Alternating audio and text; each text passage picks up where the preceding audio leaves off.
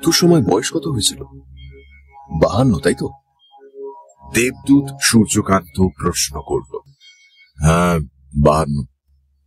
শ্রান্ত স্বরে জবাব দিলেন অনিন্দ্য সুন্দর চৌধুরী। তার মনে হল সেই এসে থেকে যেন শুধু প্রশ্নেরই জবাব দিয়ে যাচ্ছে। মৃত্যুর কারণ? হার্ট অ্যাটাক, অন্তত আমার তাই ধারণা। এইবারে শেষ প্রশ্ন। খাতায় লেখা আছে হার্ট অ্যাটাকের প্রাথমিক কারণ যে কোনো একটাই দাগ দিন। আত্মোৎসর্গ, দুর্ঘটনা, রক্তচাপ, কায়িক শ্রম, নির্বুদ্ধিতা, খুন ইত্যাদি। এখানে দেখছি খুন শব্দটা টিক মার্ক দেওয়া আছে। খুন? হ্যাঁ, খাতার এই পাতাটা আপনার নামে। এখানে তো দেখছি খুনই বলা আছে। অবশ্য আমার ভুল হলে আপনি ধরিয়ে দেবেন বই কি। আপনি তো খুনই হয়েছেন, তাই না মিস্টার চৌধুরী? না, মানে আমি তো সেরকম ভাবিনি। তার মানে আপনি যে খুন হয়েছেন তা আপনি জানেন না? না, এ আমি স্বপ্নেও ভাবিনি। হ্যাঁ, কখনো কখনো যে এরকম হয় না তা নয়, তবে খুন হলে বেশিরভাগ লোকই সেটা বুঝতে পারে, অন্তত শেষ মুহূর্তে হলেও টের পায়। এই ধরনের খুনের খবর যে কিভাবে মোলায়েম করে ভাঙতে হয় তা আমি আজও শিখলাম না। এটা তো আমি বিশ্বাসই করতে পারছি না। না না, আমি বিশ্বাস করতে পারছি না। আপনাকে আঘাত দেওয়ার জন্য দুঃখিত মিস্টার চৌধুরী, তবে জানবেন এখানে সবে কিছু যায় আসে না।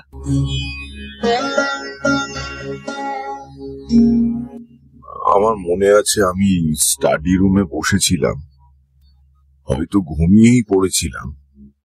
হঠাৎ এক সাংঘাতিক যন্ত্রণায় আমার ঘুম ভেঙে যায়, ঠিক বুকের ভেতর। তারপর আর কিছু ভেবে ওঠার সময় পাইনি। এছাড়া আরো একটা কথা এখানে লেখা আছে, আঘাতটা আপনার হার্টেই লেগেছিল মিস্টার চৌধুরী। আপনারই কাগজ কাটার ছুরি দিয়ে আপনাকে আঘাত করা হয়েছে পিঠে। এ তো রীতিমতো পৈশাচিক। আমার কাগজ কাটার ছুরিটা কি সুন্দর! ওটার হাতলটা সত্যিকারের হাতির দাঁতের তৈরি। কে কাজ করেছে? তার মানে কে কি কাজ করেছে? কে আমাকে খুন করেছে? সে কি আমি কি করে জানবো? আপনি না জানলে কে জানবে? আমি তো ভেবেছি আপনার ওই নরকের খাতায় সব খবরই লেখা আছে। এটা নরকের খাতা নয়। সে যাই হোক, আপনি বলুন কে আমাকে খুন করেছে? মিস্টার চৌধুরী, প্রতিশোধ, প্রতিহিংসা ইত্যাদিকে এখানে প্রশ্রয় দেওয়া হয় না, এটা আপনার জানা উচিত। ঠিক আছে ঠিক আছে ঠিক আছে, আমি এমনি জানতে চাই। আপনাকে কে খুন করেছে আমি জানি না মিস্টার চৌধুরী। আমি দেবদূত হতে পারি তাই বলে সব জানতা নই। কারো সম্পর্কে আমরা সমস্ত তথ্য জানতে পারি তার মৃত্যুর পর, তখনই তার নামে খাতা তৈরি হয়। সুতরাং নিশ্চিন্ত থাকুন, আপনার খুনের জন্য যে দায়ী তার মৃত্যুর পর সব তথ্য আমাদের হাতে আসবে। তখন সহজেই আপনার প্রশ্নের উত্তর পেয়ে যাবেন। সেটা কবে? যদি খুনি ধরা পড়ে এবং তার ফাঁসি হয়, তাহলে বলতে পারেন খুব শিগগিরই জানতে পারবো। আর খুনি যদি সেরকম চালাক হয়ে থাকে এবং পুলিশের চোখে ধুলো দিতে পারে, তাহলে অনেক বছরের ধাক্কা। অতদিন আমি অপেক্ষা করতে পারবো না, আমি এক্ষুনি জানতে চাই। মিস্টার চৌধুরী, আমি দুঃখিত। আচ্ছা, এখানে এমন কেউ নেই যিনি সব জানেন? অবশ্যই আছেন, দেবরাজ, উনি সব জানেন। তাহলে তাকেই জিজ্ঞেস করুন। অসম্ভব, এসব ছোটখাটো ব্যাপার নিয়ে তাকে বিরক্ত করতে পারি না। মিস্টার চৌধুরী, বসুন। আচ্ছা, আপনি বলেছিলেন এখানে আমি সুখে শান্তিতে বাস করতে পারবো। নিশ্চয়ই। কে আমাকে খুন করেছে সেটা না জানতে পারলে কি করে আমি সুখে শান্তিতে থাকবো বলতে পারেন? তাতে অসুবিধাটা কি আমি তো বুঝে উঠতে পারছি না মিস্টার চৌধুরী। সূর্যকান্ত বাবু, দয়া করে বলবেন। আপনার খাতায় আমার পেশার জায়গায় কি লেখা আছে? আপনি রহস্য গোয়েন্দা গল্পের লেখক ছিলেন। ঠিক তাই। সুন্দর সান্যাল ছদ্মনামে আমি ৭৫টা রহস্য উপন্যাস লিখেছি। তার ১ ডজনেরও বেশি সিনেমা হয়েছে। এছাড়া অসংখ্য ছোট গল্প তো আছেই। এ থেকে কিছু আঁচ করতে পারছেন সূর্যকান্ত বাবু? না, মানে ঠিক এখনো বুঝতে পারছেন না আমি কে? না, প্রখ্যাত রহস্য কাহিনীকার সুন্দর সান্যাল। বিগত ৩০ বছর ধরে যে শুধু প্রশ্ন করে গেছে কে খুন করেছে, এবং বারবার তার উত্তরও দিয়েছে। আর এখন আমি নিজেই খুন হলাম, অথচ জানি না কে আমাকে খুন করেছে। এবার আপনার কথা ধরতে পেরেছি মিস্টার চৌধুরী, কিন্তু যে প্রশ্নের উত্তর আপনি জানতে চান তা যথাসময় আমাদের হাতে আসবে। এখন একটু ধৈর্য ধরে শান্ত হন। খুনির পরিচয় আমাকে জানতেই হবে। সেটা না জানা পর্যন্ত আমার সুখ নেই, শান্তি নেই। পিঠে ছুরি মেরে খুন করেছে। কি আস্পর্ধা! মিস্টার চৌধুরী, অল্পেতে হতাশ হবেন না। আগে জায়গাটা ঘুরে ফিরে দেখুন। যেসব সুখ সুবিধা এখানে আছে। আমি কিচ্ছু দেখতে চাই। এসব সুখ সুবিধে শুধু কথার কথা। মিস্টার চৌধুরী, মিথ্যে, মিথ্যে, সব মিথ্যে। সুখ, শান্তি, আমার মনে এতটুকু সুখ নেই। আমার এখানে একটুও ভালো লাগছে না। এখানে আপনার ভালো লাগতে বাধ্য। এখানে সুখী না হওয়াটা সম্পূর্ণ অসম্ভব, কারণ এটা স্বর্গ। আপনি স্বর্গে রয়েছেন মিস্টার চৌধুরী। স্বর্গ না খেয়েছু, আমার এখানে একটুও ভালো লাগছে না। দেবদূত উঠে দাঁড়ালো। সুন্দর মার্বেল পাথরের মেঝেতে নগ্ন পায়ে নিঃশব্দে পায়চারি করতে লাগলো। আপন মনে বার কয়েক বিড়বিড় করে বলল, কি অদ্ভুত কাণ্ড! না, এই অসম্ভব। তারপর অনিন্দ্য সুন্দরের দিকে ফিরে বলল, মিস্টার চৌধুরী, আরেকবার ভেবে দেখুন। আপনি না, আমার একটুও ভালো লাগছে না। দয়া করে একটু বোঝার চেষ্টা করুন মিস্টার চৌধুরী। আপনি যদি এভাবে সারা স্বর্গে ঘুরে বেড়ান আর বলতে থাকেন আপনার মনে এতটুকু সুখ শান্তি নেই, তাহলে আমাদের সম্মান সুনাম সব কোথায় যাবে বলুন তো? স্বর্গে এসে আপনার মনে সুখ নেই এ কথা শুনলে লজ্জায় অপমানে দেবরাজ ইন্দ্রের চেয়ে মাথা কাটা যাবে। বিশ্বাস করুন, আমার মনে এতটুকু শান্তি নেই। ঠিক আছে, আমি দেবরাজ ইন্দ্রকে জিজ্ঞেস করে দেখছি। দেবরাজ এত ব্যস্ত থাকেন, আর তাছাড়া আজকাল তার মেজাজটাও ভালো নেই। কিন্তু তাকে তো বলতেই হবে, নইলে তিনি যদি একবার জানতে পারেন যে স্বর্গে এসেও একজন মানুষ অসুখী, তাহলে আমাকেই দোষ দেবেন। আমি এই ডিপার্টমেন্টের ম্যানেজার মিস্টার চৌধুরী, সুতরাং বুঝতেই পারছেন এখানকার সব দায় দায়িত্ব আমার ঘাড়েই চাপে। ভালো না লাগলে কি করব বলুন? শিউরে উঠে দেবদূত আবার পায়চারি শুরু করল। খোলা জানলা দিয়ে মাঝে মাঝে ভেসে আসছে উচ্ছল হাসির টুকরো শব্দ, কখনো বা সঙ্গীতের হালকা সুর। কিন্তু ঘরের ভেতরে অনিন্দ্য সুন্দর চৌধুরী গম্ভীর হতাশ মুখে বসে। হঠাৎই সূর্যকান্তের মুখে হাসি ফুটে উঠল। দ্রুত পায়ে নিজের টেবিলের কাছে ফিরে গেল সে। বসল চেয়ারে। আচ্ছা মিস্টার চৌধুরী, আপনি তো রহস্য গল্পের লেখক। সূত্র তৈরি করতে বা খুনিদের ফাঁদে ফেলতে আপনার জড়ি নেই, কি বলেন? হ্যাঁ, তা বলতে পারে। যে মতলবটা আমার মাথায় এসেছে সেটা পুরোপুরি বেআইনি, কিন্তু বর্তমান অবস্থায় এছাড়া পথ নেই।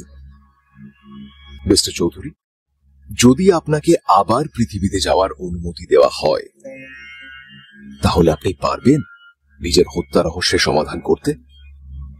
কি মনে হয় আপনার? সে আমি বোধহয় এর বেশি আমার পক্ষে করা কিন্তু সম্ভব নয়।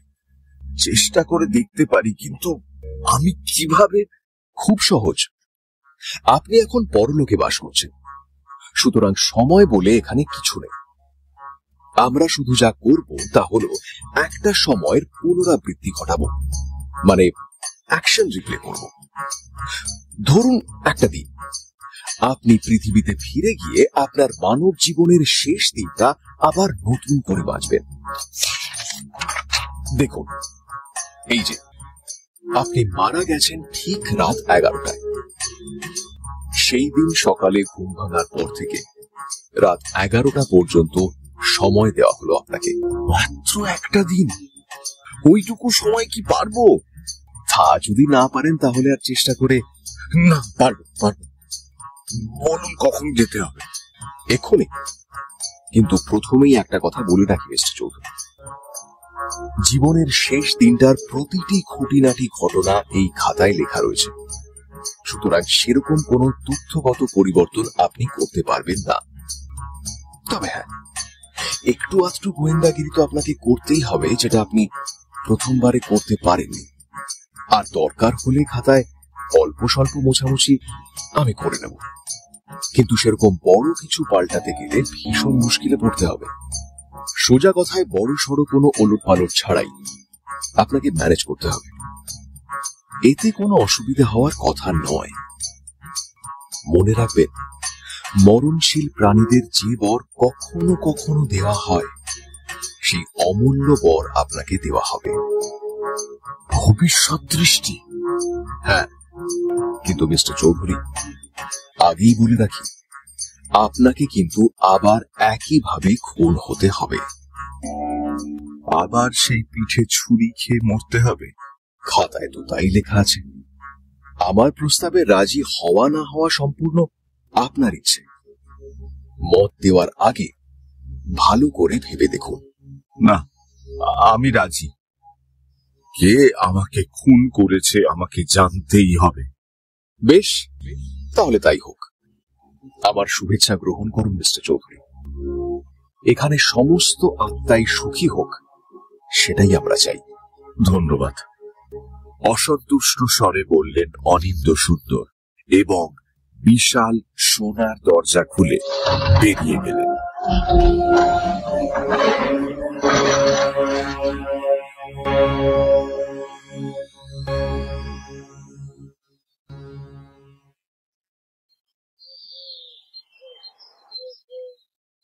ঘুম ভাঙল তার নিজের বিছানায়, নিজের বহু পরিচিত শোয়ার ঘরে।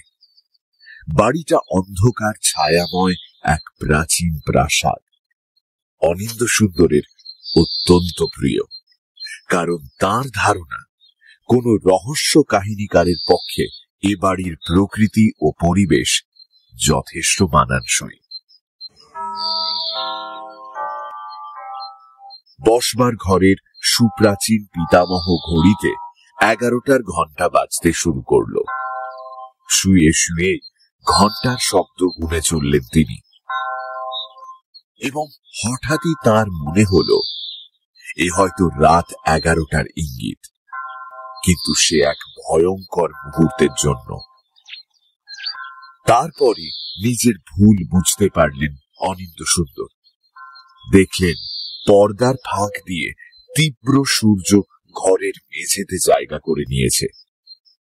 এখন তাহলে বেলা 11টা, সুপ্রসিদ্ধ লেখকের ঘুম থেকে ওঠার উপযুক্ত সময় বটে। অনিন্দ্য সুন্দর বরাবরই রাত জেগে লেখেন, ফলে 11টায় ভোর হওয়া তার কাছে রোজকার ব্যাপার। কিন্তু আজকের কথা আলাদা। ইস, কতটা সময় শুধু শুধু নষ্ট হলো। হাতে আর মাত্র 12টা ঘন্টা। মনে মনে আফসোস করে তিনি বিছানায় উঠে বসলেন। দরজায় অনেকক্ষণ ধরেই কেউ নক করছিল। ভেতরে এসো। দরজা খুলে তার সেক্রেটারি কিংসুক বোস ঘরে ঢুকল। বলল, একটু আগেই চিঠিপত্র এসেছে। কি হয়েছে?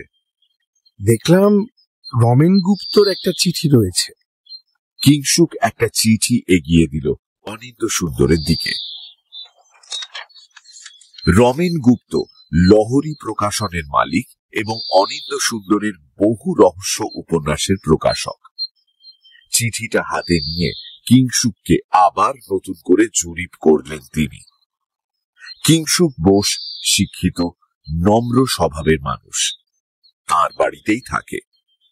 বয়স বছর 35। কদাচিৎ হাসে। এখন এই মুহূর্তে ওর ঠোঁটের কোণে হালকা হাসির ছোঁয়া। ও বলল, সাধারণ চিঠি ভেবে আমি ওটা খুলে পড়ে ফেলেছি। মনে হলো চিঠিটা আপনার পড়ে দেখাটা খুব জরুরি। চিঠিটায় চোখ রাখলেন অনিন্দ সুন্দর। প্রিয় অনিন্দ, আশা করি কুশলে আছো। জরুরি প্রয়োজনে তোমাকে এই চিঠি লিখছি। যা বলবার খোলাখুলি বলবো। তোমার শেষ উপন্যাসটা খুনের নাম পাপ রীতিমতো দোনামোনা করেই আমি চেপেছি। হয়তো ভালোই বিক্রি হবে। যদি হয় তা শুধু তোমার নাম আর খ্যাতির জন্য। সত্যি বলতে কি, আমার মনে হয় ইদানিং তোমার লেখা বেশ ঢিলে হয়ে পড়েছে। প্রত্যেকটা বই তার আগের বইয়ের চেয়ে দুর্বল। তোমার প্লটের সমুদ্র কি শুকিয়ে এসেছে? মনে হয় তোমার একটা লম্বা বিশ্রাম প্রয়োজন। কিন্তু তোমার সঙ্গে আরো 3টে বই ছাপার চুক্তি থাকায় আমি তো মহা মুশকিলে পড়েছি। সেই নিয়েই কথাবার্তা বলতে বৃহস্পতিবার সকাল 10টা নাগাদ তোমার বাড়িতে যাব। প্রীতি ও শুভেচ্ছা নিও। ইতি, তোমার রমেন। তোমার রমেন। তিক্ত হাসি হাসলেন অনিন্দ সুন্দর। প্রকৃত বন্ধুই বটে। হঠাৎই তার খেয়াল হলো কিংসুক এখনো দাঁড়িয়ে। আমার একটা সাজেশন আছে। তাই নাকি? রমেন বাবুর মত আপনি কিছুদিনের জন্য বিশ্রাম নিন।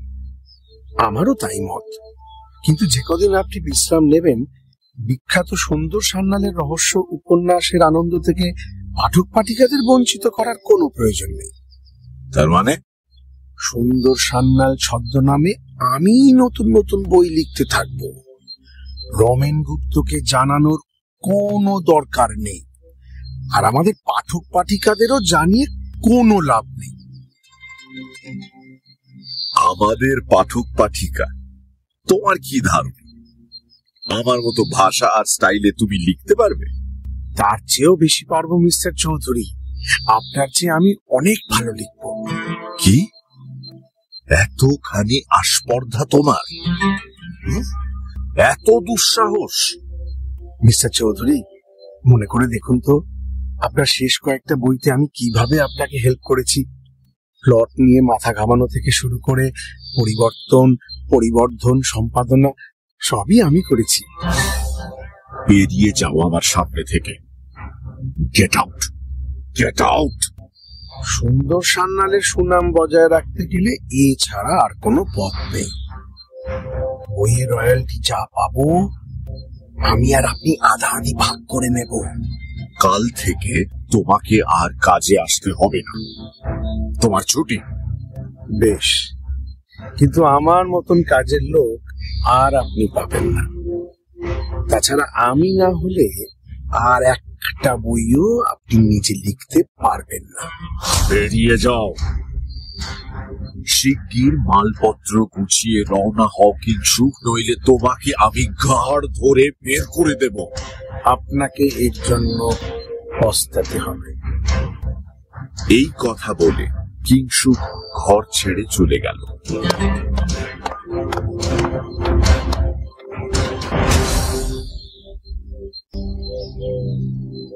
হ্যাঁ, এইভাবেই অনিন্দ সুন্দরের জীবনের শেষ দিনটা শুরু হয়েছিল। রমেন গুপ্তর চিঠি এবং কিংসুকের সঙ্গে ঝগড়া। একই ঘটনা হুবহু দুবার ঘটলে কিরকম অদ্ভুতই না লাগে, যেন এই ঘটনা আগেও ঘটেছে, হয়তো কোন স্বপ্নে। এই চিন্তায় চমকে উঠলেন অনিন্দ সুন্দর। স্বপ্ন? দেবদূত সূর্যকান্তের সঙ্গে তাঁর দেখা হওয়ার ব্যাপারটা সত্যি কোনো স্বপ্ন নয় তো? তার অভিনব চিন্তাধারায় বাধা দিয়ে ঝনঝন শব্দে টেলিফোন বেজে উঠল। এক্সটেনশন ফোনটা তার হাতের কাছে, সুতরাং যান্ত্রিকভাবে ফোন তুললেন অনিন্দ্য সুন্দর। হ্যালো, সূর্যকান্ত বলছি। কে সূর্য? ও হ্যাঁ, কি ব্যাপার? কোত্থেকে বলছেন? কোত্থেকে বলছি? বোকার মতো প্রশ্ন করছেন কেন মিস্টার চৌধুরী? কি চাই বলুন? দেখলাম ঠিক মতো পৃথিবীতে পৌঁছেছেন কিনা। কেমন চলছে? সবে তো এলাম, এখনো তো ভালো করে শুরুই করতে পারিনি। তাড়াতাড়ি কাজে লেগে পড়ুন মিস্টার চৌধুরী। জানেনই তো হাতে সময় বেশি নেই। বিদায়। বিদায়। ফোন নামিয়ে রাখলেন অনিন্দ্য সুন্দর। যাক, একটা ব্যাপারের অন্তত নিষ্পত্তি হল, কোনো স্বপ্ন তিনি দেখেননি। সুতরাং যত তাড়াতাড়ি সম্ভব কাজে নেমে পড়া যাক। কিন্তু সূর্যকান্ত যদি সর্বক্ষণ এরকম উঁকি মেরে দেখেন, তাহলে কি স্বস্তিতে কাজ করা যাবে? পরবর্তী 30 মিনিট তার কেটে গেল হাত মুখ ধোয়া, দাড়ি কামানো ও পোশাক পরিচ্ছদ পাল্টানোর ব্যস্ততায়। কিংসুকের কথা ভাবছিলেন তিনি।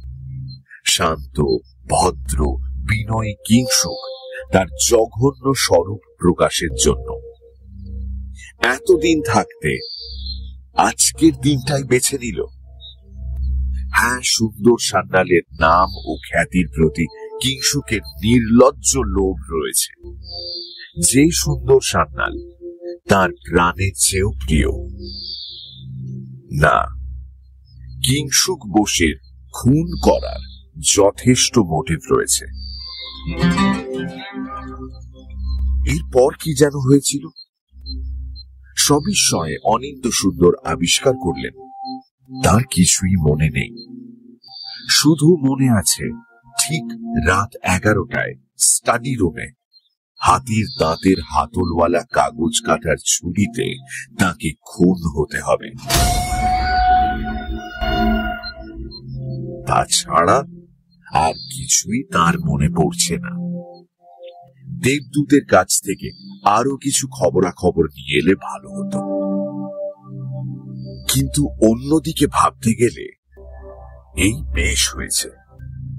ভবিষ্যতের প্রত্যেকটা খুঁটিনাটি আগে থেকে দেখতে পেলে তিনি হয়তো শিউরে উঠতেন, আর এভাবে তিনি বেশ খোলা মনে তদন্তের কাজ করতে পারবেন।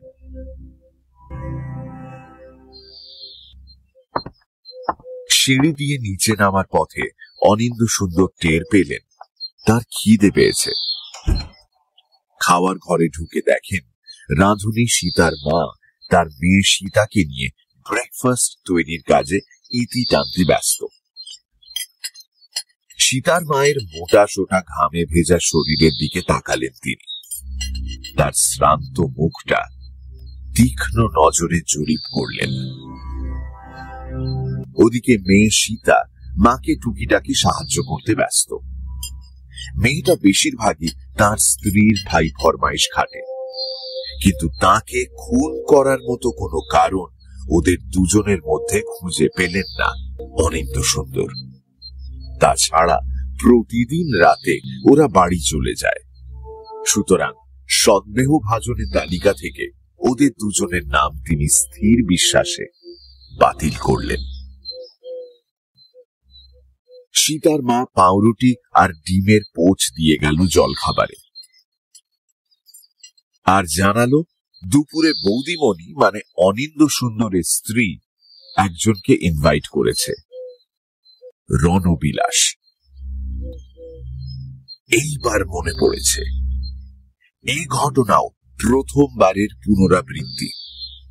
রণবিলাস দত্ত বিশাল চেহারার যুবক, মাথায় একরাশ কোঁকড়ানো চুল। Good morning darling. একটা ঠান্ডা চুম্বনের চকিত হালকা ছোঁয়ায় ঘুরে দাঁড়ালেন অনিন্দ্য সুন্দর। একটা তীক্ষ্ণ চিন্তা বর্ষার মতো হাওয়া কেটে ছুঁয়ে গেল তার মনের ভেতর দিয়ে। এ চুম্বন বিশ্বাসঘাতী। কিন্তু নম্র স্বরেই তিনি উত্তর দিলেন, গুড মর্নিং ত্রিনা। বিব্রত অপ্রস্তুত চোখে একবার দেখলেন সীতা ও তার মায়ের দিকে। ওরা তখন চলে যাচ্ছে রান্নাঘরে। প্রাতরাশের দিকে ক্ষণেকের জন্য অমনোযোগী হয়ে নিজের স্ত্রীকে চোখের নজরে ব্যবচ্ছেদ করলেন অনিন্দ্য সুন্দর। ত্রিনা চৌধুরী 28-এর উগ্র যুবতী, প্রায় তার অর্ধেক বয়স। হাবে ভাবে চলনে বলনে যেন বিদেশি আধুনিকা। সর্বদা ভীষণ সেজে গুজে থাকে, তবে অপূর্ব সুন্দরী। সেই কারণেই ওকে বিয়ে করেছিলেন অনিন্দ্য সুন্দর। নিজের বয়সের কথাটা খেয়াল করেননি। ত্রিনার চোখে দেখতে চেয়েছেন নিজের সর্বনাশ, তার সাধের ত্রিনা। কিন্তু রণবিলাস তাহলে দুপুরে খেতে আসছে। তোমার কি আপত্তি আছে ডার্লিং? হ্যাঁ, আপত্তি আছে।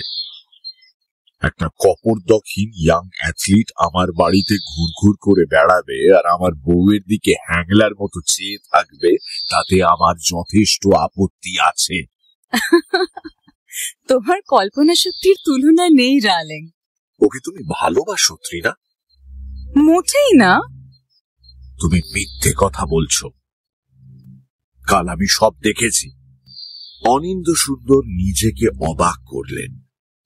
কথাগুলো মুখ থেকে বেরোনো মাত্র হঠাৎই তার সব মনে পড়ে গেল। খুন হওয়ার উত্তেজনায় তিনি নিশ্চয়ই এসব ভুলে বসেছিলেন। এই সমস্ত ঘটনা হুবহু আগে একবার ঘটে গেছে। বাগানে তোমাদের আমি দেখেছি, কিন্তু বিশ্বাস করো আমি ততটা অবাক হইনি, কারণ আগেও তোমরা কখনো তেমন সাবধান হওনি। ত্রিনার সমস্ত রক্ত কেউ যেন শুষে নিয়েছে। ও বসে পড়ল স্লথ ভঙ্গিতে। অবাক হলে ত্রিনা? তাহলে একটা কথা তোমাকে বলে রাখি, রণবিলাস দত্ত আজ দুপুরে নেমন্তন্ন খেতে এলে আমার একটু আপত্তি নেই। সত্যি বলতে কি, আমার পরামর্শ যদি শোনো, তাহলে দুপুরের খাওয়া দাওয়ার পর তোমরা দুজনে একটু আলোচনা করে দেখো। আমি যে তোমাদের ব্যাপারে সব জানি সে কথা ওকে বলো। তারপর দুজনে মিলে ঠিক করো কি করবে। এখন তোমার সামনে মাত্র দুটো পথ খোলা আছে। প্রথমটা হলো আমাকে ছেড়ে রণবিলাসের সঙ্গে চলে যাওয়া। অবশ্য এটা মনে রেখো, ওর পকেটে একটা ফুটো পয়সাও নেই, আর আমি নিজের পয়সা খরচ করে তোমাদের প্রেম কুঞ্জ বানিয়ে দেব এই আশা তুমি নিশ্চয়ই করো না। রণবিলাসের সঙ্গে উপোস করে করে যখন তোমার সমস্ত শখ মিটে যাবে, তখন ইচ্ছে করলে আমার কাছে আবার ফিরে আসতে পারো। আর তোমার দ্বিতীয় পথ হলো এখানে থেকে যাওয়া। সেক্ষেত্রে আমি চাইব তোমার বিশ্বাস, তোমার সততা। সেই ক্ষেত্রে শ্রী রণবিলাস দত্তকে অন্য কোনো আস্তানা থেকে দুবেলা দুমুঠোর ব্যবস্থা করতে হবে। অনিন্দ্য সুন্দর মনে মনে ভাবলেন, এতেই রণবিলাস অধ্যায়ের একটা হেস্তনেস্ত হবে। ত্রিনা শুধুমাত্র ভালোবাসা অবলম্বন করে বেঁচে থাকার মেয়ে নয়। আয়েশ স্বাচ্ছন্দ্যে থেকে থেকে ওর অভ্যেস খারাপ হয়ে গেছে। প্রাচুর্য আর বিলাসিতা ওর জীবনের সঙ্গে আন্তরিকভাবে জড়িত। কিন্তু এই চূড়ান্ত নোটিশ তিনি আগেও একবার দিয়েছেন। শুধু একটা জিনিস তখন ভাবেননি, এখন ভাবছেন ত্রিনার খুন করার মোটিভ। সারাটা জীবনে লেখক হিসেবে যে সুপ্রচুর অর্থ প্রতিপত্তি তিনি অর্জন করেছেন, তার অর্ধেকের উত্তরাধিকারিণী এখন তৃণা। তার উইলে সেই কথাই লেখা আছে। এবার রণবিলাস যদি সে কথা জানত, তার তৃণা যদি সত্যি ছেলেটাকে নিজের করে চায় আর একই সঙ্গে তার উইলে নিজের উত্তরাধিকারও বজায় রাখতে চায়, তাহলে ওর সামনে মাত্র একটা পথই খোলা আছে।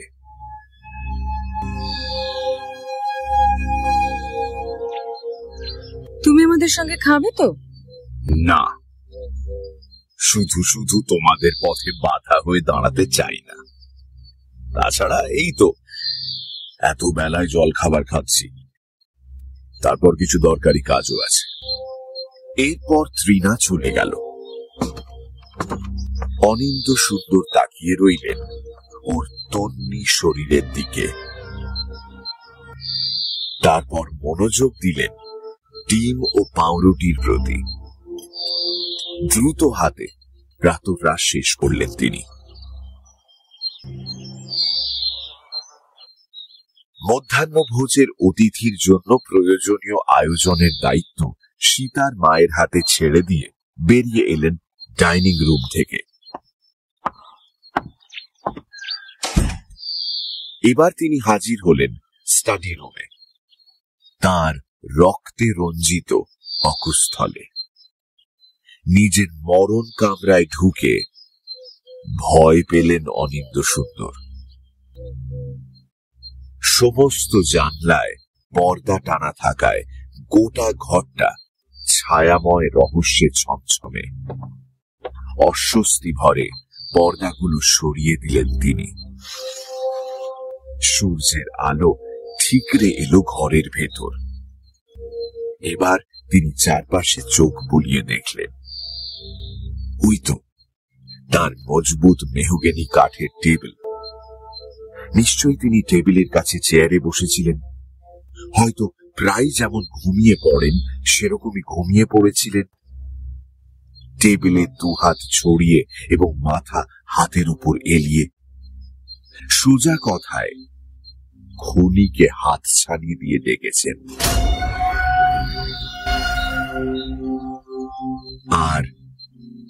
আর ওই তো সেই কাগজ কাটার ছুরিটা। অনিচ্ছা ভরে ছুরিটা তুলে নিলেন তিনি, যেন ওটার ফলায় লেগে রয়েছে শুকনো কালচে রক্ত। অবশ্য রক্ত থাকার কথা নয়, অন্তত এখন না।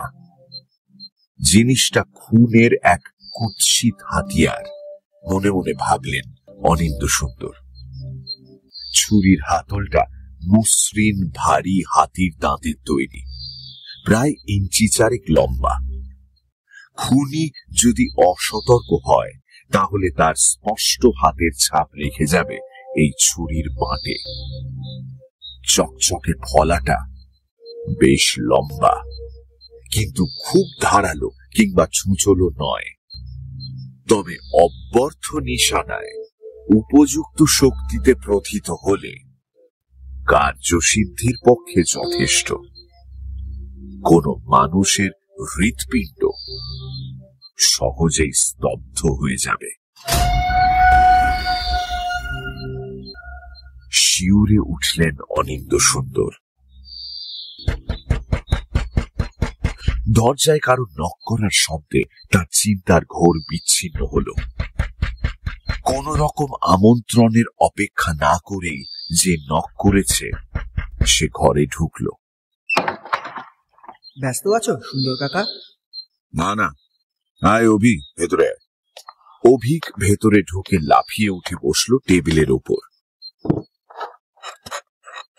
ওর শরীরের ওজনে আর্তনাদ করে উঠল মজবুত মেহগনি টেবিল। অভিকের প্যাঁচার মতো ছোট ছোট চোখ পুরো চশমার কাচের পিছন থেকে জুলজুল করে চেয়ে রইল। বলছি, টাকা পয়সার অবস্থা কিরকম সুন্দর কাকা? এবার কত লাগবে? 3000। রিভলভিং চেয়ারে শরীর এলিয়ে বসলেন অনিন্দ সুন্দর। টেবিলের ওপর বসা মাংসের স্তূপটিকে লক্ষ্য করতে লাগলেন। অবশেষে বললেন, অভি, আগের বারই তো তোকে বলেছি এভাবে তোর ধার দেনা আর আমি শোধ করতে পারবো না, অন্তত যতদিন না তুই একটা চাকরি বাকরির চেষ্টা করছিস। সুতরাং আমার সোজা উত্তর হলো না। আমার অবস্থা খুব খারাপ সুন্দর কাকা। সে তুই বুঝবি। তা কি করব বলবে তো? সেও তোর ব্যাপার। তাহলে আমাকে হুট করে যা হোক একটা কিছু করতে হবে। এই মন্তব্যে চমকে উঠলেন অনিন্দ্য সুন্দর। ত্রিনা ও কিংসুকের সঙ্গে তার কথাবার্তার মতো অভিকের সঙ্গে তার এই আলোচনা আগেও একবার হয়ে গেছে। তার সম্পত্তির বাকি অর্ধেকের উত্তরাধিকারী অভিক না, অনিন্দ্য সুন্দর ভালোবেসে এই অংশ ওকে দেননি। তার একমাত্র আত্মীয় হওয়ার সুবাদে এই সম্পত্তি অভিকের প্রাপ্য। আর এখন সেই অকাল কুষ্মাণ্ড ভাইপো তার কাছে এসে টাকা চাইছে। খুনের আরো একটা মোটিভ।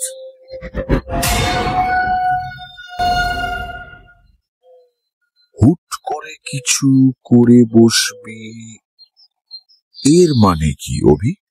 জানি না, কিন্তু তুমি টাকা না দিলে যা হোক একটা কিছু তো আমাকে করতেই হবে, আর তার জন্য পুরোপুরি দায়ী হবে তুমি। বিশাল স্তূপটা টেবিল থেকে নেমে দাঁড়ালো, এগিয়ে গেল দরজার দিকে এবং বেরিয়ে গেল ঘর থেকে। এত মোটা হওয়া সত্ত্বেও তার ভাইপো অভিকের চলাফেরায় কেমন একটা চাবুকের ভঙ্গি রয়েছে। আশ্চর্য, কই আগে তো কখনো অনিন্দ্য সুন্দর এটা খেয়াল করেননি। অবশ্য আজ তিনি এমন এমন সব জিনিস আবিষ্কার করছেন যা আগে কখনোই লক্ষ্য করেননি।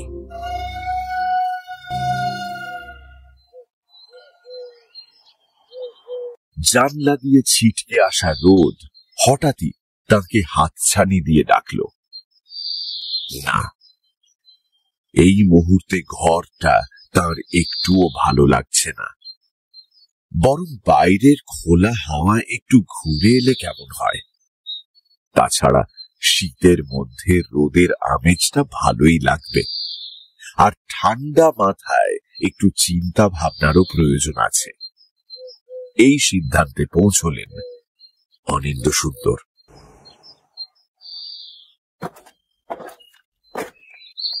বাগানে এসে নির্জনতার পরিবর্তে হীরা সিংকে আবিষ্কার করলেন তিনি।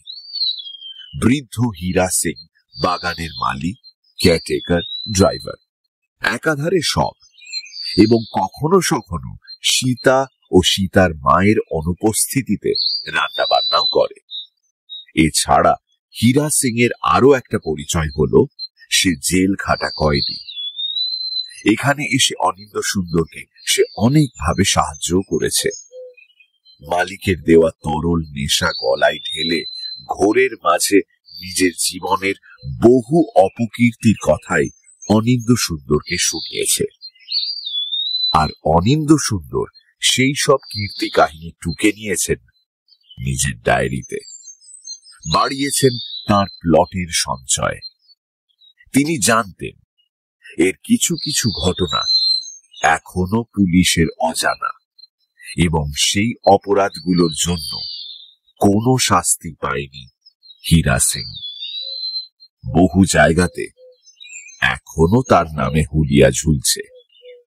এই মুহূর্তে প্লট সংগ্রহের মর্জি অনিন্দ্য সুন্দরের ছিল না, কিন্তু হীরা সিং এর মনে বুঝি অন্য অভিসন্ধি ছিল। নানা রকম কথা কানে আসছে বড় সাহেব। কি কথা হীরা সিং? আপনার কিতাবের কথা। আমার বইয়ের কথা? কি হয়েছে আমার বইয়ে? শুনেছে কি আপনি আর কিতাব লিখবেন না? কিংসুক দেখছি সবাইকে বলে বেরিয়েছে। রমেন গুপ্তর চিঠির সারমর্ম তাহলে বাড়িতে আর কারো জানতে বাকি নেই। ত্রিনা জানে, রণবিলাস জানে, এমনকি অভিকও জানে। সে কথা যদি সত্যিও হয় তাহলে তোমার কি আসে যায় হীরা সিং? চাকরি খোয়া যাবে। আর চোখে তার দিকে তাকালো বৃদ্ধ হীরা সিং। প্রখর সূর্যের আলোয় তার কুৎসিত চেহারা আরো কুৎসিত দেখাচ্ছে। সে উত্তর দিল, না না না, নৌকরির কথা ভাবছি না বড় সাহেব। ভাবছি আপনাকে যেসব কাহানি শুনিয়েছি তার কথা।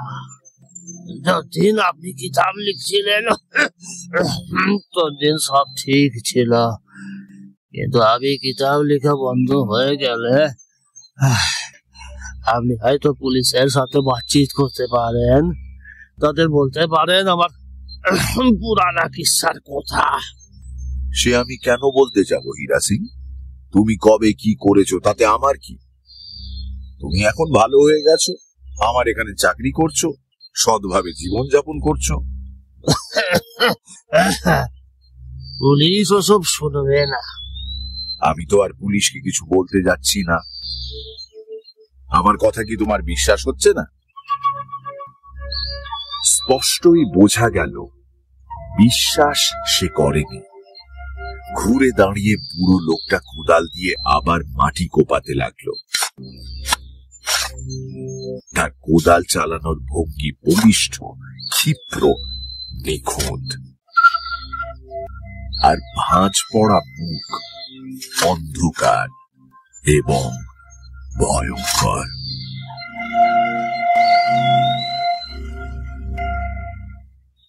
অদ্ভুতভাবে অনিন্দ্য সুন্দরের আবার মনে পড়ল এসবই আগে একবার ঘটে গেছে।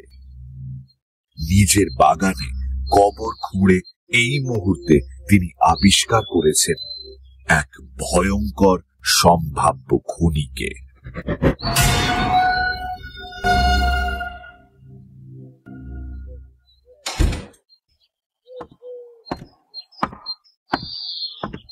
স্টাডি রুমে টেবিলের কাছে আবার ফিরে এলেন তিনি।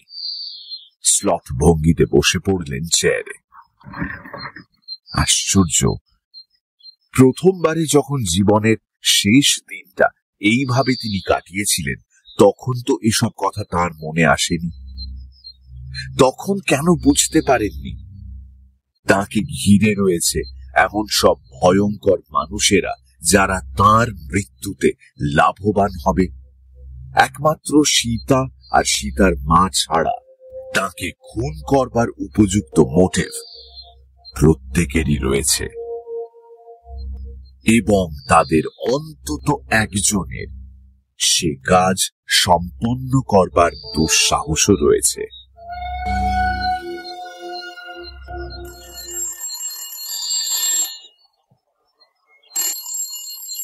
টেলিফোন বেজে উঠল। কোন রকম চিন্তা ভাবনা না করে অনিন্দ্য সুন্দর টেলিফোনটা তুলে নিলেন। সূর্যকান্ত বলছি। হ্যাঁ বলুন। কোনো গন্ডগোল হয়েছে নাকি মিস্টার চৌধুরী? আপনার কথা শুনে মনে হচ্ছে হুঁশে পড়েছেন। ভীষণ হতাশ হয়ে পড়েছি। তাই নাকি?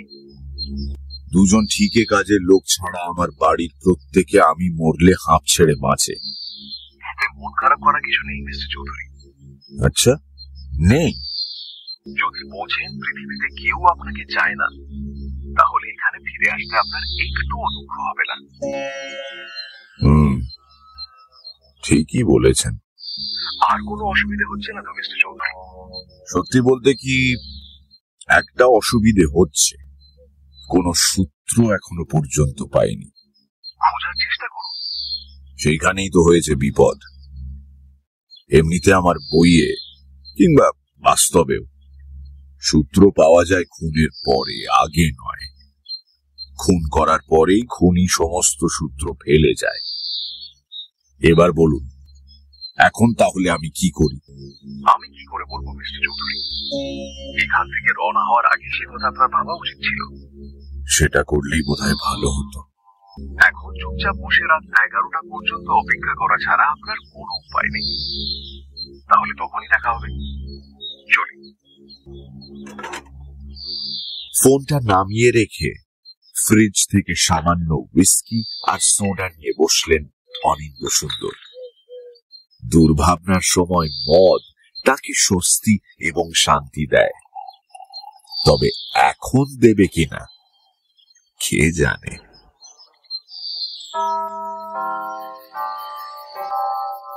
দুপুর গড়িয়ে এখন বিকেল 4টে। তার নির্ধারিত পুনর্জীবনের 5 ঘন্টা ইতিমধ্যেই অতিক্রান্ত। মাত্র আর 7 ঘন্টা বাকি। বিষণ্ণ মনে জানলার কাছে এগিয়ে গেলেন অনিন্দ সুন্দর।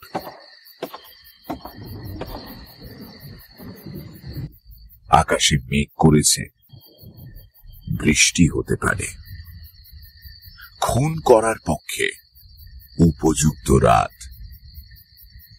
এইভাবে আকস্মিক এক দুর্ঘটনা চক্রে জানলায় আনমনা হয়ে দাঁড়িয়ে এক অদ্ভুত দৃশ্য দেখলেন অনিন্দ সুন্দর।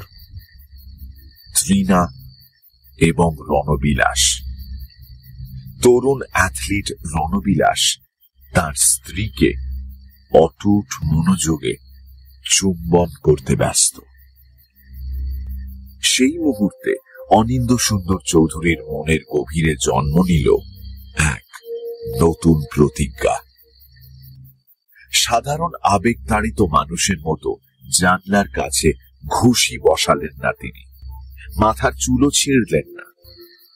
পরিবর্তে স্থির হয়ে দাঁড়িয়ে রইলেন, কপালে সামান্য ভাঁজ।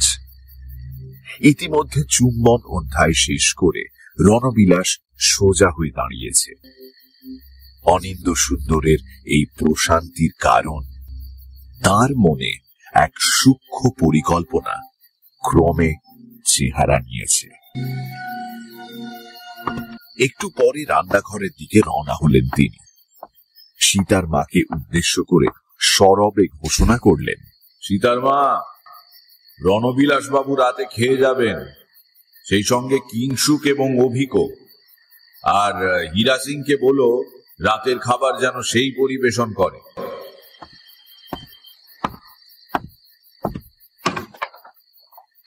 কিংসুকের ঘরে পৌঁছে তিনি দেখেন সে জিনিসপত্র গোছগাছ করছে। সুটকেসটা এখন রেখে দাও কিংসুক। কিন্তু আপনি তো আমাকে চলে যেতে বলেছেন।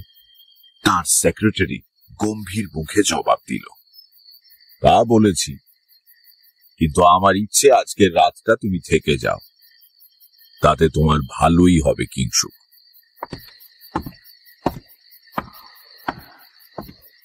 অভিক চৌধুরী তখনও দিবানিদ্রায় অচেতন ছিল।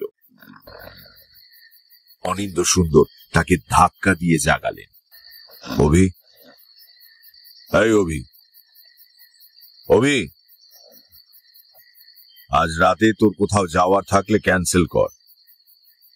তোর সঙ্গে অনেক কথা আছে, আর তাতে তোর লাভই হবে।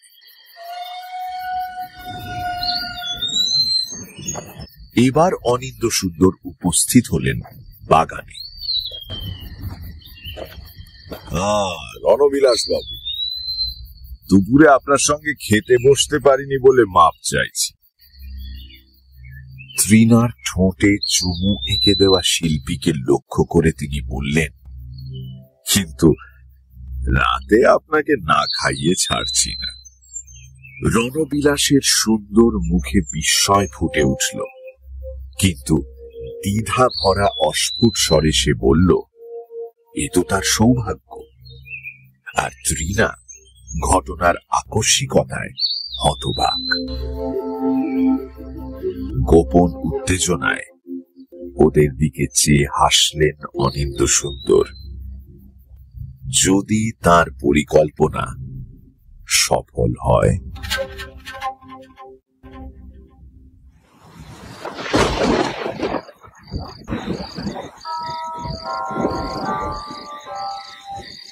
নৈশ ভোজ পর্ব শুরু হলো রাত ঠিক 8:30টায়। অন্ধকার এবং শীতের তীব্রতা এখন চরম অঙ্কে। সীতা ও সীতার মা চলে যাওয়ার পরই শুরু হয়েছে অপ্রত্যাশিত অঝোর বৃষ্টি। এখনো থামেনি। হীরা সিং নীরবে পরিবেশন করছে, তার মুখে করাল ছায়া থমথম করছে। একমাত্র অনিন্দ সুন্দরী খুশি মনে খেয়ে চলেছেন। অন্যেরা যান্ত্রিকভাবে হাত ওঠানামা করলেও স্পষ্ট বোঝা যায় তাদের মন অন্য দুশ্চিন্তায় ভারাক্রান্ত। তৃণার চঞ্চল চোখ থেকে থেকেই ছুঁয়ে যাচ্ছে রণবিলাসের মুখ, আর রণবিলাসও সে দৃষ্টি ফিরিয়ে দিচ্ছে। কিংসুকের শুকনো মুখ ভাবলেশহীন এক মুখোশ। সেই মুখোশ চিরে মাঝে মাঝে ঝিলিক মারছে বিরূপ মনোভাবের ইশারা। সাধারণত অভিকের খাওয়া পেটুক আখ্যা দেওয়ার মতো, কিন্তু আজ তার প্রমাণ পাওয়া যাচ্ছে না। চোরা দৃষ্টিতে সকলেই অনিন্দ সুন্দরকে লক্ষ্য করছে।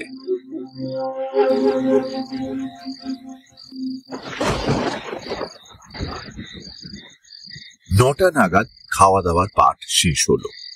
উঠে দাঁড়ালেন অনিন্দ সুন্দর। ওদের দিকে চেয়ে হাসলেন। ঘন্টাখানেক পরে তোমরা সবাই স্টাডি রুমে এসে আমার সঙ্গে দেখা করবে। বিশেষ কিছুই না, বিদায় দেওয়ার আগে সকলের সঙ্গে একটু গল্প গুজব করা, অনেকটা ফেয়ারওয়েল পার্টির মতো। এই সাংকেতিক মন্তব্যে সকলেই নিষ্পলক চোখে হতবাক হয়ে চেয়ে রইল। পরিতৃপ্ত ভঙ্গিতে দোতলায় নিজের শোয়ার ঘরে গেলেন অনিন্দ সুন্দর। তারপর একটা সুটকেস গুছোতে শুরু করলেন। দুজোড়া মোজা সবে সুটকেসে ভরেছে, টেলিফোন বেজে উঠল। সূর্যকান্ত বলছি। ভাবছিলাম আপনি বোধহয় এক্ষুনি ফোন করবেন। শেষ কয়েকটা ঘন্টা ধরে দেখছি আপনার মেজাজ একদম পাল্টে গেছে। হ্যাঁ, তা গেছে। ওই সুটকেস নিয়ে কোথায় চলেছেন? একটু পরেই তো আমাকে লম্বা পথ পাড়ি দিতে হবে, তাই না? এখানে বাড়তি মোজার দরকার নেই মিস্টার চৌধুরী, সবকিছুই আমরা দিয়ে দিই। আপনি আমার পেছনে গোয়েন্দাগিরি করছেন? আমার গোয়েন্দাগিরি করবার দরকার হয় না। আপনি কি ভাবছেন আপনাকে আমি ঠকাবো, ফাঁকি দেব? কোনো উত্তর নেই। টেলিফোন নিস্তব্ধ হয়ে গেছে, কিন্তু এটাই একরকম স্পষ্ট উত্তর। দেবদূত চিন্তায় পড়েছে। যদি ঠকানোর কথায় সে দুশ্চিন্তায় পড়ে থাকে, তাহলে তাকে ঠকানো নিশ্চয়ই সম্ভব।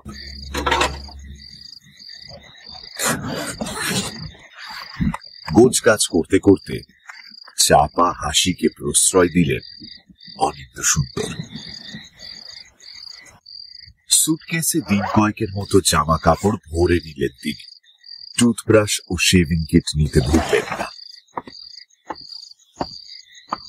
একটা দেওয়াল সিন্দুকের কাছে গিয়ে সেখান থেকে 10,000 টাকা বের করে নিলেন। এটা তার বিপদের সঞ্চয়। ড্রেসিং টেবিলের ড্রয়ার থেকে তুলে নিলেন নিজের অটোমেটিক পিস্টল। পরীক্ষা করে দেখলেন গুলি ভরা আছে কিনা। আছে।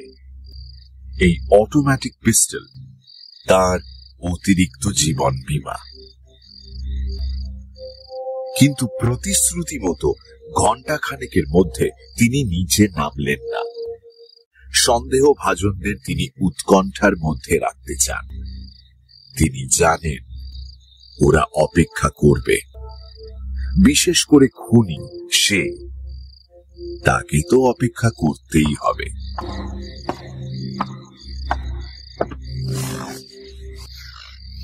নরম সোফায় গা এলিয়ে বিশ্রাম করতে লাগলেন অনিন্দ সুন্দর।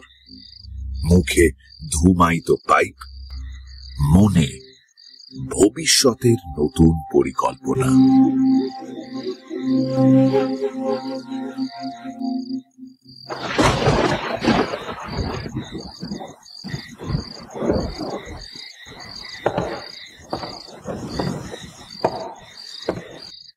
প্রায় 10:15 নাগাদ সুটকেস হাতে নিচে স্টাডি রুমে এলেন তিনি। উপস্থিত হলেন তৃণা ও অতিথিদের সামনে। আবিষ্কার করলেন ওরা প্রত্যেকেই তার পছন্দ মাফিক কম বেশি বিচলিত। কিংসুকের ফর্সা মুখে লালচে আভা। অভিক বদমেজাজি শুয়োরের মতো মুখ কালো করে এক কোণে বসে আছে। একটা সেটিতে নির্লজ্জভাবে ঘন হয়ে বসে আছে তৃণা ও রণবিলাস। আর বৃদ্ধ হীরা সিং বাইরের বারান্দায় থামের আড়ালে ঘাপটি মেরে দাঁড়িয়েছিল। অনিন্দ্য সুন্দর তাকে ভেতরে ডেকে নিলেন। তারপর পকেট থেকে একটা তালা ও চাবি বের করে ঘরের দরজায় ভেতর থেকে তালা দিয়ে দিলেন। এবার তিনি এসে বসলেন নিজের মেহগনি টেবিলে, ওদের মুখোমুখি। তোমাদের কেউ কি আজকের দিনটায় এক অদ্ভুত জিনিস লক্ষ্য করেছ? যে দিনটা আর মাত্র 45 মিনিট পর শেষ হয়ে যাবে। ওরা স্বাভাবিকভাবেই কিছু বুঝে উঠতে পারল না। কয়েক মুহূর্ত তার প্রশ্নের উত্তর দিল বাড়ির গায়ে আছড়ে পড়া বৃষ্টির ফোঁটার ধারাবাহিক শব্দ এবং কখনো কখনো বজ্রপাতের তীব্র সংঘাত।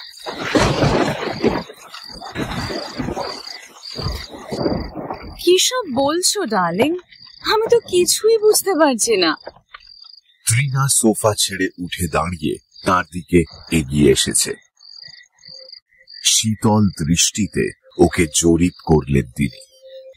ওর পরনে আঁটোসাঁটো স্বচ্ছ জাপানি জর্জেট শাড়ি, সুগভীর নাভির ওপরে ও নিচে 3 ইঞ্চি ব্যাপী মসৃণ ত্বক উন্মুক্ত।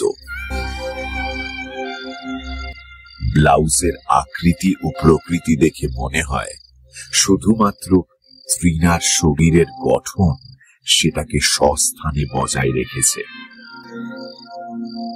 এসবই নিঃসন্দেহে রণবিলাস দত্তের উপকারের জন্য। বসো তৃণা, বসো, উত্তেজিত হয়েও না। তার স্বরে এমন কিছু ছিল যাতে তৃণা পিছিয়ে গেল। ভেবেছিলাম অন্য কেউ না পারলেও তুমি হয়তো ব্যাপারটা লক্ষ্য করবে। মেয়েদের সহজাত ষষ্ঠেন্দ্রিয়ের অনুভূতি দিয়ে। কি লক্ষ্য করবো অনিন্দ? আজকের দিনটা এক অদ্ভুত ব্যাপার তুমি খেয়াল করোনি? একবারও তোমার মনে হয়নি আজ সারাদিন ধরে তুমি যা যা করছো বলছো সবই তোমার খুবই চেনা।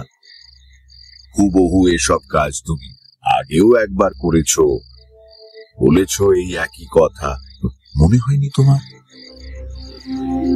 মুখের ভাবে স্পষ্টতই বোঝা গেল উপস্থিত সবাই তাকে মাতাল ভাবছে, কিংবা ভাবছে তিনি ওদের সঙ্গে রসিকতা করছেন। এক চিলতে হাসি ঠোঁটের কোণে ফুটিয়ে বলে চললেন অনিন্দ সুন্দর, গতকাল রাতে আমি, না হয়তো কাল রাতে নয়, কারণ মরণোত্তর জগতে সময়ের হিসেব রাখা খুব শক্ত।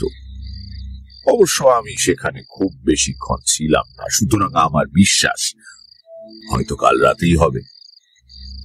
কাল রাতেই আমি খুন হয়েছি।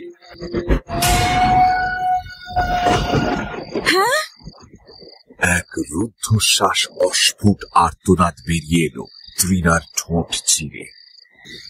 বাহ, তোমার তাহলে মনে পড়েছে সোনা? মনে পড়েছে? অর্থাৎ অনিন্দ সুন্দর কি বিষয়ে কথা বলছেন সেটা তৃণা একটুও বুঝতে পারছে না। ওর মুখের ভাব দেখে তার মনে হলো না, অভিনয় নয়। তিনি অন্যান্যদের দিকে তাকালেন, ওরা সকলেই অবাক অবুঝ চোখে তার দিকে তাকিয়ে। সুতরাং তিনি খুলে বললেন সূর্যকান্তের কথা, কেন তিনি আবার পৃথিবীতে ফিরে এসেছেন সেই কথাও। ওরা গভীর মনোযোগে শুনল। মাঝে মাঝে ওর দিকে তাকাতে লাগলো। তার কাহিনী শেষ হলে অভিক বলে উঠল, সুন্দর কাকা, তোমার মাথা খারাপ হয়ে গেছে, ডাক্তার দেখাও। রমেন গুপ্ত বলেছে আপনার কিছুদিন বিশ্রামের দরকার। এখন দেখছি ঠিকই বলেছে। নেহাত পাগলের আড্ডাখানা, আমি চললাম। সোফা ছেড়ে উঠে দাঁড়ালো রণবিলাস দত্ত। বসো সবাই। পকেট থেকে অটোমেটিকটা বের করে উঁচিয়ে ধরলেন অনিন্দ্য সুন্দর। তার অভিব্যক্তিতে স্থির প্রতিজ্ঞা। ওরা সবাই আবার বসল, আর একই সঙ্গে টেলিফোন বেজে উঠল।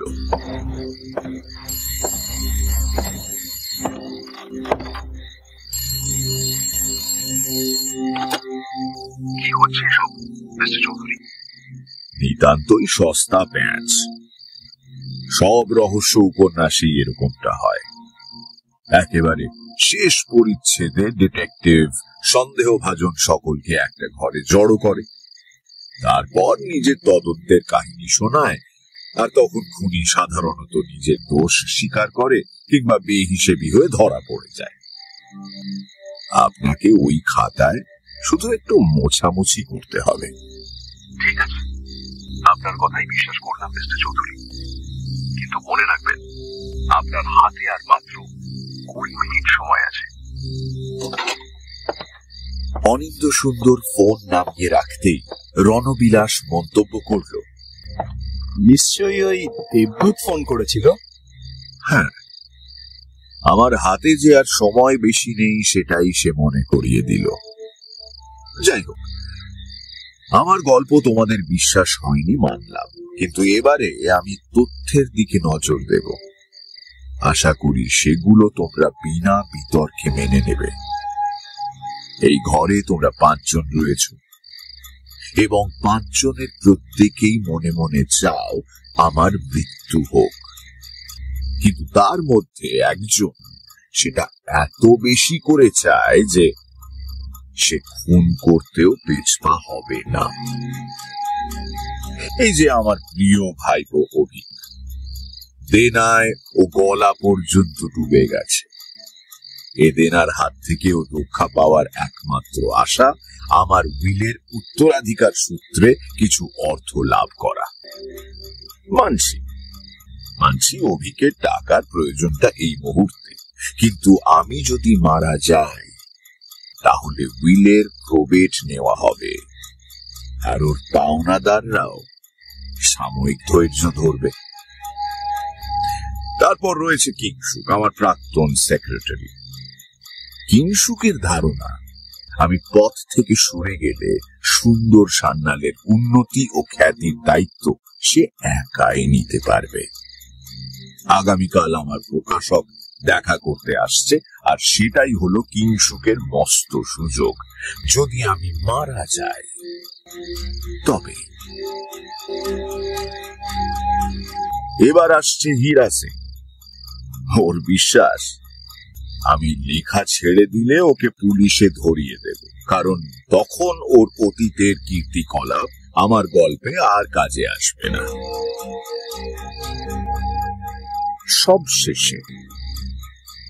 সবশেষে আমার প্রিয়তমা স্ত্রী ত্রিনা এবং ওর বন্ধু শ্রীযুক্ত রণবিলাস দত্ত। রণবিলাস বাবুর হাতে যদি প্রচুর অর্থ থাকত তাহলে ত্রিনা কবে আমাকে ছেড়ে চলে যেত। আমার সম্পত্তির অর্ধেক যদিও হাতে পায়, তাহলে আমার কাছে যেমন সুখ প্রাচুর্যে ছিল সেরকম ভাবেই ওর জীবন কাটাতে পারবে। সুতরাং ওদের একজনের হয়তো মনে হতে পারে আমাকে খুন করাটা জরুরি। তোমার মন মেজাজ দেখছি ভালো নেই সুন্দর কাকা। মন মেজাজ ভালো নেই, তবে মাথাটা ঠিক আছে অভি। এটা হলো আমার কাগজ কাটার ছুরি। হিসেব মতো এই টেবিলে বসে আমার ঘুমিয়ে পড়ার কথা। কাঁটায় কাঁটায় ঠিক 11টায় খুনি, মানে তোদের 5 জনের একজন, এই কাগজ কাটা ছুরিটা নিয়ে আমার পিঠে বসিয়ে দেবে আর আমাকে খুন করবে। কিংসুক এখন ভীষণ মনোযোগে সব শুনছে। অনিচ্ছা সত্ত্বেও এই অদ্ভুত রহস্য ওকে মুগ্ধ করেছে। কিংসুক বলে উঠল, মিস্টার চৌধুরী, ধরে নিলাম আপনি যা যা বললেন সব সত্যি, কিন্তু আপনি কি সময় মতো টেবিলে ঘুমিয়ে পড়ে খুনিকে খুন করার সুযোগ দেবেন? কখনো না কিংসুক, কখনো না। যখন আমি জেনেই ফেলেছি যে আমি খুন হব, তখন চট করে ঘুমিয়ে পড়াটা কি খুব সহজ হবে? আমার তো মনে হয় এই পরিস্থিতিতে ঘুম পাওয়াটা একেবারেই অসম্ভব। তাহলে আর প্রথমবারের মতন ঠিক 11টার সময় আপনার খুন হবার কোনো প্রশ্নই ওঠে না। এক্স্যাক্টলি কিংসুক, এই রহস্যের আসল অর্থটা তুমি নির্ভুলভাবে ধরতে পেরেছ। না, খুনটা এখন প্রথমবারের মতো নিয়ম মেনে আর হতে পারে না। খুনের পদ্ধতির সামান্য এদিক সেদিক করতেই হবে। অবশ্য তোমার নিশ্চয়ই মনে আছে, দেবদূত বলেছিল প্রয়োজন হলে তার খাতায় একটু আধটু মোছামুছি করে নেবে। ঘরের প্রত্যেকে অধীর কৌতূহলে প্রতিটা কথা শুনছে। স্পষ্টই বোঝা যায় পরিস্থিতির বৈচিত্র্য ওদের সাময়িকভাবে স্তব্ধ করে দিয়েছে। মিস্টার চৌধুরী, কি করে যে আপনি নিজের খুনের তদন্ত করবেন সেটা আমি ঠিক বুঝে উঠতে পারছি না। সাধারণত আমাদের বইতে, মানে আপনার বইতে, খুন হয়, খুনি সূত্র ফেলে যায় এবং তারও পরে ডিটেকটিভ এসে তার কাজ শুরু করে। কিন্তু এক্ষেত্রে কোন সূত্র ধরে আপনি এগোবেন? একটা সাদা বাটা উদাহরণ আপনাকে দিই। ওই কাগজ কাটার ছুরিতে খুব সুন্দর হাতের ছাপ পড়বে, কিন্তু খুন করার আগে তো খুনি সেই হাতের ছাপ ফেলবে না, আর যখন ফেলবে তখন আপনার তদন্তের পক্ষে অনেক দেরি হয়ে যাবে। ভালো সমস্যা তুলে ধরেছ কিংসু। আমার সঙ্গে থেকে থেকে তোমার উন্নতি হয়েছে দেখছি। হ্যাঁ, স্বীকার করছি, একেবারে প্রথমে এই অসুবিধাটার কথা আমার মনে পড়েনি। সত্যি তো, খুন হওয়ার আগে সেই খুনের সমাধান আমি করব কেমন করে? আর তোমার হাতে মাত্র 10 মিনিট সময় আছে সুন্দর কাকা। মানে সাহেব, আপনি কি ভাবছেন খুন করবার আগে খুনি সব কবুল করবে? তা হয়তো করতে পারে, কিন্তু সে ভরসায় আমি বসে নেই। তাহলে আপনি এভাবেই বসে অপেক্ষা করবেন? দেখবেন খুনি আপনাকে আক্রমণ করতে আসছে, তখনই খুনিকে চিনতে পারবেন এবং আপনার কৌতূহল মিটে যাবে। না, তা নয়। সেরকম সাহস আমার নেই রণবিলাস বাবু, যে শান্তভাবে টেবিলে বসে দেখব খুনি এসে আমার পিঠের উপর ঝুঁকে পড়েছে এবং তারপর তার ছুরির সামনে নিজেকে উৎসর্গ করব। তাহলে আর কি পথ আছে? আমি তো বুঝতে পারছি না। সত্যিই তো, তুমি বুঝবে কেমন করে? মন দিয়ে শোনো ত্রিনা, স্পষ্ট করে বুঝিয়ে বলছি। এতক্ষণে এটুকু নিশ্চয়ই আঁচ করেছ, একটা মতলব আমার মাথায় আছে। সূর্যকান্তের সঙ্গে বিশ্বাসঘাতকতা আমি করব না, কারণ সে আমার সঙ্গে চমৎকার ব্যবহার করেছে। এমনকি এই মাঝরাতে আমার এই স্টাডি রুমে এসে পর্যন্ত আমার উপর নজর রাখছে। কিন্তু দুঃখের বিষয়, খুনটা মোটেই আর হবে না।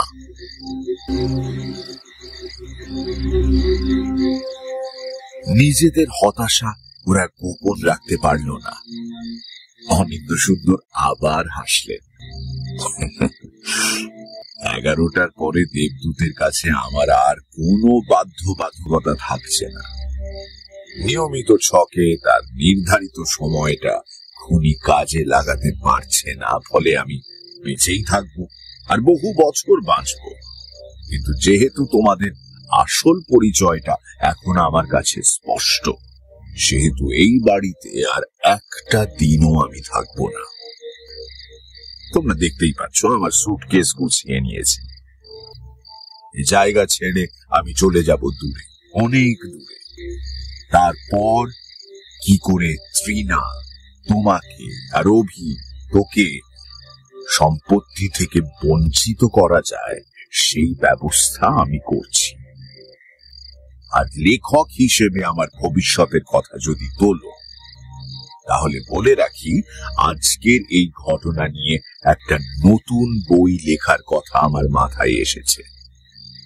আর আমার দৃঢ় বিশ্বাস এই কাহিনীর অভূতপূর্ব বৈচিত্র্য সুন্দর সান্যালের টলে যাওয়া আসনকে আবার নিজের জায়গায় সুপ্রতিষ্ঠিত করবে। তুই তোমার নিজের পথ বেছে নাও কিংসু। আর হীরা সিং, একজন দায়িত্বশীল আইন মেনে চলা নাগরিক হিসেবে আমাকে আমার কর্তব্য স্মরণ করিয়ে দেওয়ার জন্য তোমাকে ধন্যবাদ। আরো একবার হাসলেন অনিন্দ সুন্দর। সন্দেহের ছায়ায় আবৃত 5টি মানুষই নিস্পন্দ, নীরব। দেওয়াল ঘড়িতে 11টা বাজতে ঠিক 7 মিনিট বাকি।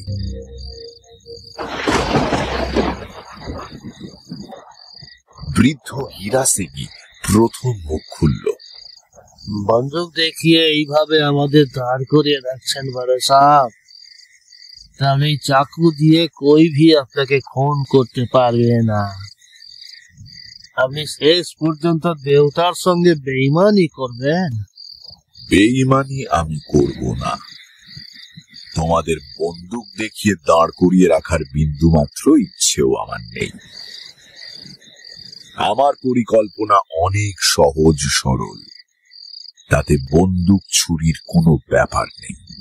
সে পরিকল্পনাটা কি আমরা জানতে পারি? নিশ্চয়ই নিশ্চয়ই। এই তো আমি নির্ধারিত জায়গায় নির্ধারিত সময়ে চুক্তি মতো বসে আছি। আর একই সঙ্গে আমাকে যারা খুন করতে পারে তাদেরও আমি এখানে হাজির করেছি। এর চেয়ে ভালো ব্যবস্থা আর কি হতে পারে বলো? এর মধ্যে কোথাও একটা চালাকি আছে। থাকাই তো উচিত অভি। তোদের 5 জনের একজন হচ্ছে খুন। এবার খুনি মহোদয়, আপনার সামনে 2টো পথ খোলা আছে। ঠিক 11টায় আপনি ইচ্ছে করলে আমাকে খুন করতে পারেন। এই উজ্জ্বল আলোয় আমাকে বাদ দিয়েও 4 জন সাক্ষীর সামনে আমাকে খুন করতে পারেন। সেক্ষেত্রে পুলিশের হাতে আপনাকে ধরা পড়তেই হবে, কারণ আমি হলফ করে বলতে পারি বাকি 4 জন জঘন্য চরিত্রের মানুষ আপনার বিরুদ্ধে সাক্ষী দেওয়ার জন্য ভয়ঙ্কর ব্যস্ত হয়ে পড়বে। কিন্তু দ্বিতীয় একটা পথও আপনার আছে। আমাকে খুন করার সুযোগটা আপনি ছেড়ে দিতে পারেন।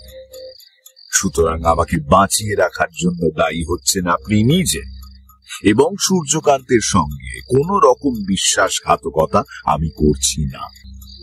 11টা বেজে 1 মিনিটে এই বাড়ি ও তোমাদের জীবন ছেড়ে আমি চিরদিনের মতো চলে যাব। সশব্দে টেলিফোন বেজে উঠল। রিসিভার তুলে নিয়ে স্বাগত জানানোর ভঙ্গিতে বললেন অনিন্দ সুন্দর, হ্যালো দেবদূত সাহেব, কি ব্যাপার? মিস্টার চৌধুরী, আপনি আমাকে ঠকাচ্ছেন। মোটেই না। খুনিকে বের করার এটাই হচ্ছে একমাত্র পথ। খুনের আগে কোনো সূত্র পাওয়া সম্ভব নয়, এবং খুনের পরে আমি আর বেঁচে থাকছি না। যদি খুনি নিজে সিদ্ধান্ত নেয় যে সে আমাকে খুন করবে না, তাহলে আপনি আমাকে দোষ দিতে পারেন না। আপনি খুব চালাক মিস্টার চৌধুরী। ধন্যবাদ। কিন্তু সেরকম চালাক নন। আপনি ভুলে যাচ্ছেন রাত 11টায় খুনিকে একটা বিশেষ কাজ করতে হবে। আপনার মতো তাকেও সময় দেওয়া রয়েছে, সুতরাং তার একটা পাল্টা মতলব থাকতেই পারে। টেলিফোন নামিয়ে রাখলেন অনিন্দ্য সুন্দর। তার মুখের হাসি মিলিয়ে গেছে। এই কথা তিনি একবারও ভাবেননি। মনোযোগী দর্শকদের কাছে তার টলে যাওয়া আত্মবিশ্বাস গোপন রইল না। কটা বাজে? প্রশ্ন করল অভিক। ও চোখে ভালো দেখতে পায় না। 11টা বাজতে 3। দেওয়াল ঘড়ির সবচেয়ে কাছে দাঁড়িয়ে আছে কিংসুক বোস। একটা ভারী নিস্তব্ধতা ঘরে জাঁকিয়ে বসল। তৃণা ও রণবিলাস চকিত দৃষ্টি বিনিময় করল। অন্যান্যরা অনিন্দ্য সুন্দর চৌধুরীর দিকে তাকিয়ে। ওদের অবিশ্বাসী অভিব্যক্তি এখন পুরোপুরি অদৃশ্য। আর ওদেরই মাঝে বসে খুনি মনে মনে এক চরম সিদ্ধান্ত নিতে চলেছে। হঠাৎ উঠে দাঁড়ালো রণবিলাস দত্ত। লম্বা লম্বা পা ফেলে এগিয়ে গেল ঘরের দরজার কাছে। ওর চলার মধ্যে শিকারী চিতার ক্ষিপ্রতা এবং এতটুকু পায়ের শব্দ নেই। সতর্ক হয়ে ওকে লক্ষ্য করতে লাগলেন অনিন্দ্য সুন্দর। অনুভব করলেন অটোমেটিকের স্পর্শ। দরজার কাছে গিয়ে থামল রণবিলাস। চকিতে ঘুরে দাঁড়ালো। মিস্টার চৌধুরী একটা কথা ঠিকই বলেছেন। অন্যান্যদের চোখের সামনে খুনি যদি খুন করে তাহলে তারা সাক্ষী দিতে পারবে এবং তাদের নিরাপত্তা পুরোপুরি বজায় থাকবে। কিন্তু যদি সকলের চোখ এড়িয়ে খুনটা করা যায় তাহলে তখন কেউই সঠিক বলতে পারবে না কে খুন করেছে।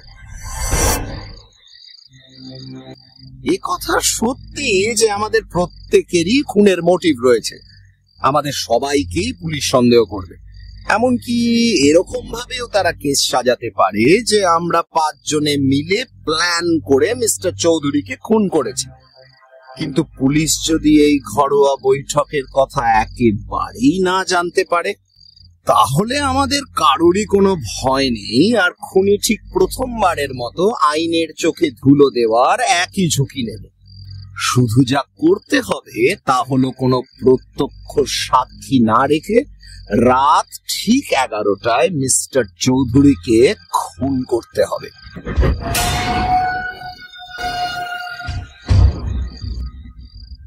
সময় এখন 11টা বাজতে 1 মিনিট। কিন্তু সেটা খুনি করবে কিভাবে? এক ঘর লোকের সামনে প্রত্যক্ষ সাক্ষী না রেখে কি করে আমাকে খুন করবে সে? রণবিলাস দত্ত হাসল, ঘোরতর শত্রুর হাসি। কেন, সে তো খুব সহজ। শ্রীযুক্ত সুন্দর সান্যাল, রহস্য গোয়েন্দা গল্পের প্রখ্যাত লেখক, এটা কি করে আপনার চোখ এড়িয়ে গেল বলুন তো?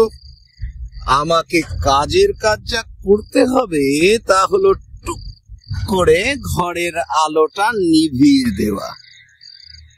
অনিন্দ্য সুন্দর কিছু করে ওঠার আগেই রণবিলাসের আঙুল পৌঁছে গেল আলোর সুইচে। অন্ধকার নেমে এলো চকিতে। যে বিদ্যুতের ঝলক এতক্ষণ প্রায় ধারাবাহিকভাবে আলোর বর্ষা নিক্ষেপ করে চলেছিল, এখন এই মুহূর্তে উচ্ছৃঙ্খল দুর্বৃত্তের মতো স্তব্ধ হলো। উত্তাল আক্রোশে বাইরের দেওয়ালে ঝাঁপিয়ে পড়া বৃষ্টির শব্দে লোক পেল সমস্ত পায়ের শব্দ।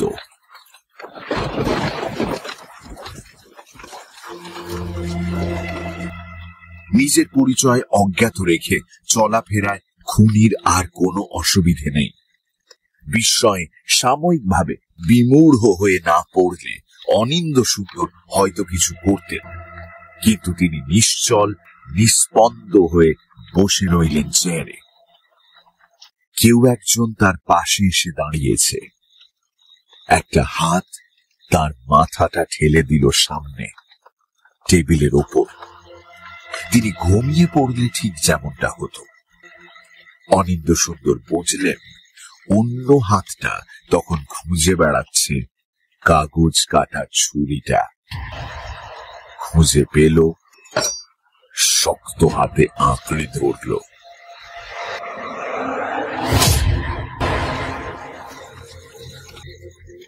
আঘাতটায় সেরকম যন্ত্রণা অনুভব করলেন না তিনি। আবছা ভাবে অনিন্দ সুন্দর টের পেলেন যে হাতটা তার মাথাটা টেবিলে ঠেলে ধরেছিল সেটা এখন তার প্যান্টের বাঁ পকেট হাতড়ে বেড়াচ্ছে, তুলে নিচ্ছে তার রুমালটা। এবার খুনি ছুরির হাতল থেকে মুছে ফেলছে তার আঙুলের ছাপ।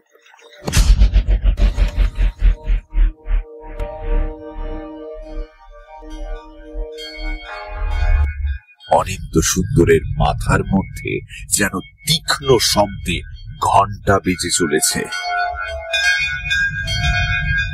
নাকি সেটা টেলিফোন বেজে ওঠার শব্দ।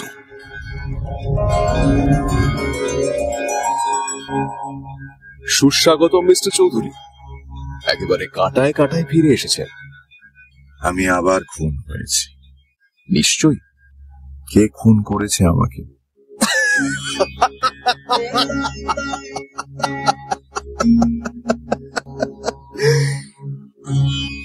সেটা জানতেই তো আপনি আবার ফিরে গেলেন পৃথিবীতে, আর এখন কিনা সেই একই প্রশ্ন করছেন। আপনি নিশ্চয়ই তৃতীয়বার পৃথিবীতে যাওয়ার কথা ভাবছেন না? না, ধন্যবাদ, কিন্তু এখানে আমি এতটুকু শান্তি পাবো না। আবার সেই পুরনো কথা। তার চেয়ে আসুন আপনার খুনের রহস্যটা নিয়ে একটু মাথা ঘামানো যাক। নিজেকে খুনির জায়গায় কল্পনা করুন মিস্টার চৌধুরী। যখন রণবিলাস বাবু আলো নিভিয়ে দিলেন তখন আপনি হলে কি টেবিলের কাছে গিয়ে খুনটা করতেন?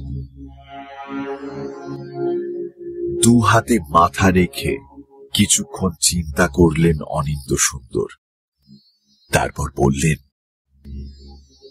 না, আমি সেটাকে একটা ফাঁদ বলে সন্দেহ করতাম।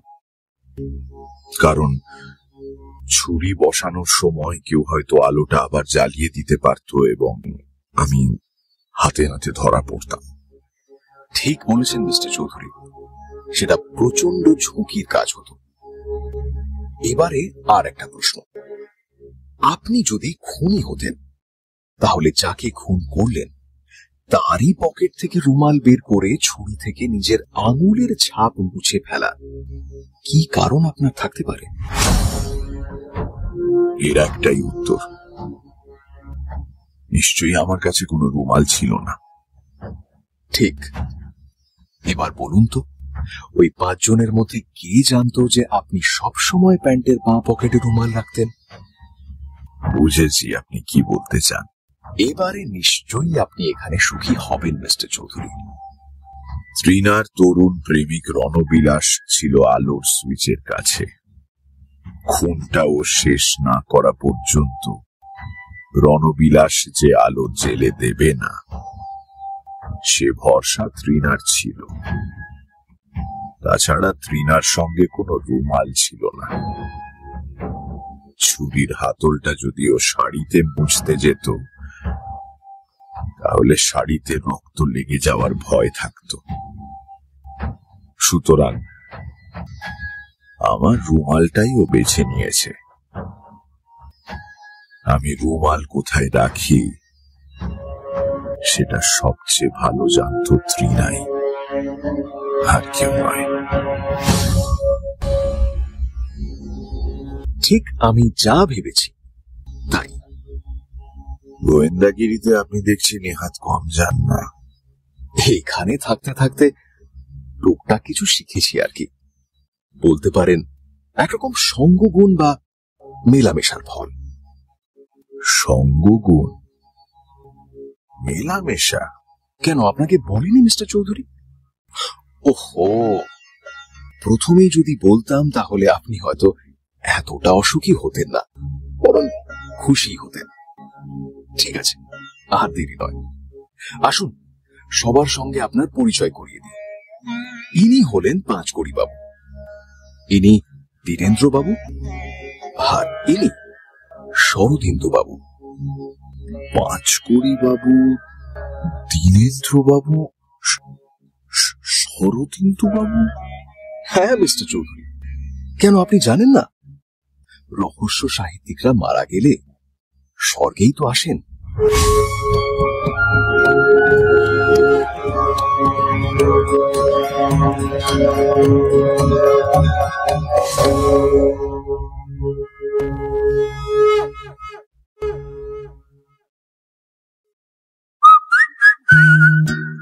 এখনকার মতো